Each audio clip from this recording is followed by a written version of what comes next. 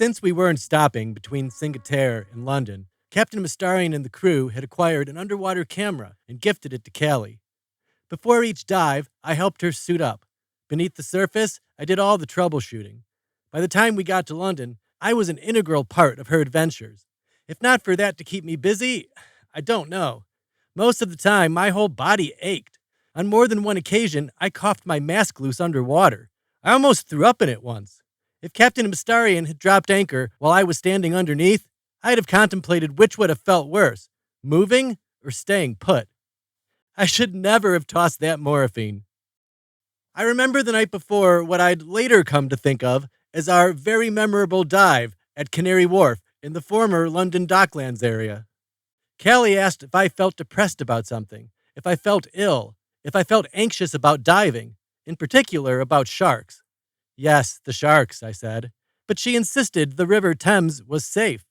Don't worry, sharks can't breathe in fresh water, she said. Or, okay, worry a little. Technically, bull sharks can breathe in fresh water. Sorry, come on, relax. Callie rubbed my back. Not very hard, but still, any skin contact whatsoever basically felt like centipedes. I shuddered, pulled away from Callie, and disappeared into our cabin bathroom to try to puke.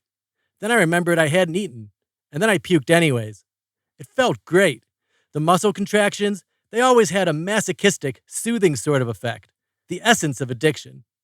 Even as a little kid, puking, for me, was almost like a mystical experience, like shamans going out into the wilderness to have visions. I didn't puke often, but when I did, I puked so hard it brought tears to my eyes, and I liked to imagine those tears brought clarity. I put my head in the toilet bowl so it surrounded my face. It felt like gazing into a crystal ball or reading tea leaves.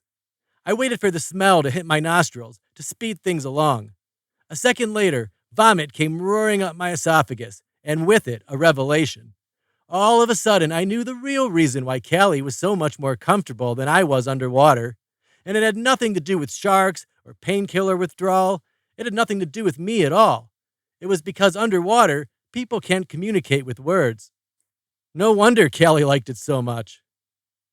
Since I was already down on my hands and knees, I felt around behind the toilet, patting the floor and skimming the sides of the bowl, hoping to find a dropped pill, maybe wedged in the corner or stuck to something.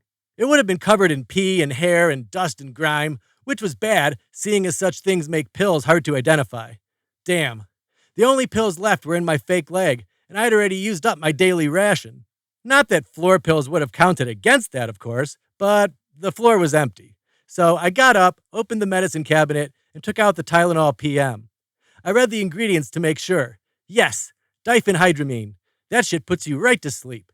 Sure, it's a forced sleep, the kind you wake up from feeling worse, like somehow less rested and with a headache, but still, it was better than suffering through another sleepless, sweaty night, lying alone in the dark. Plus, I could always cure the diphenhydramine headache with hydrocodone in the morning.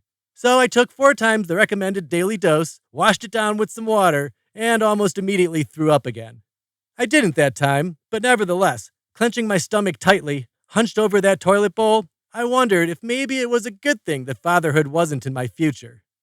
The next morning, I met Callie on the deck, helped her into her suit, got into mine, made sure all the safety indicators worked, climbed into the lifeboat, and gave the OK signal to Renato, who lowered us away.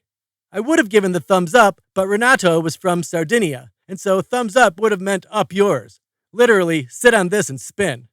Don't give thumbs up to Sardinians or Arabs. That was the rule. We'd arrived at Canary Wharf, the only place in London where they had allowed skyscrapers. Far from the city center and prettier historic places like St. Paul's Cathedral, here the River Thames had become a grid of canals running around and between these tall, rectangular buildings like icebergs of steel and glass. Back in the day, this had been the largest docks in the world. Then private industry had obtained zoning permission for a new financial district to drive steel sheets into the riverbed, pump out water, and pour concrete pylons. They called it land reclamation. Canary Wharf had been a man-made island. A man-made flood had reclaimed it for the sea.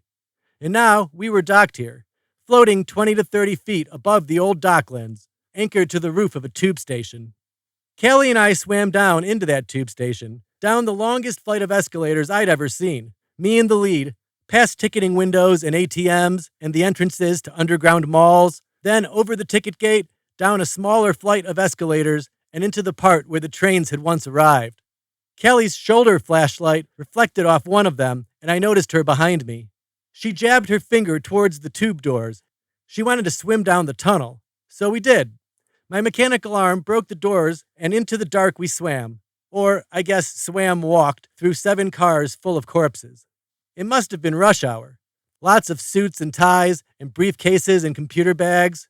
The photograph I remember best was the last one Callie took, the one that won her the Pulitzer Prize and made the front page of Time magazine and basically launched Callie's career. It was after we'd gone the length of the train and came out the front.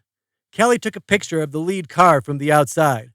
Looking in through the front window, you could see him, the driver, the engineer, dead and sitting there, staring back at us with black, empty eye sockets. I'd always wondered how many engineers had seen a man die right in front of them, splat like a bug on a windshield. Probably all engineers do, if they work long enough. It's not like they can steer. It's not like a speeding train can simply stop. And so it felt weird to see a dead engineer, dead in his train, from that opposite point of view.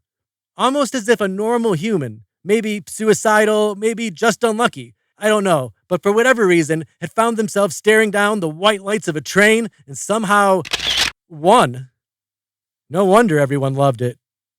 I remember this one time Callie was in high school, sitting for an art history exam. They asked her to describe, in prose, Mozart's Requiem in D minor. Callie got so upset. The idea of reducing Mozart's last musical effort to black and white letters? She burst into a crying fit.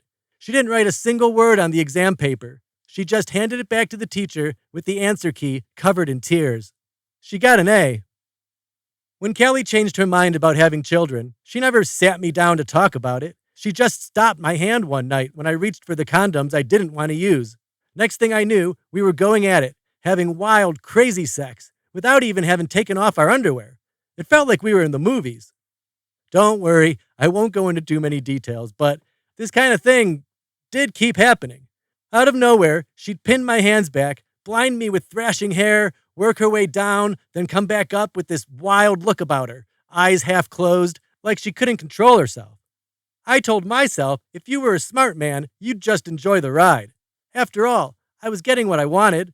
Unprotected sex, the implication we were going to start a family, passion, even if I suspected some of that passion was cover, like a smokescreen to let Callie blame the heat of the moment instead of having to admit she'd finally come around to my point of view, let alone having to tell me why.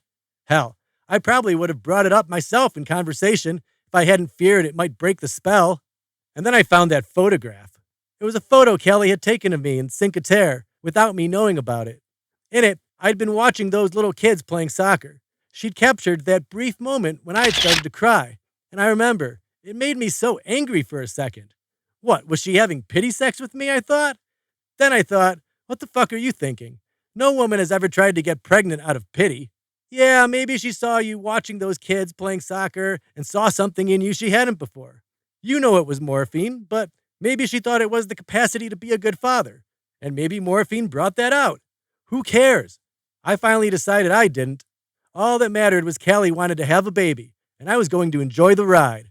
Because I was a smart man who thought having sex and trying to have a baby were the same thing.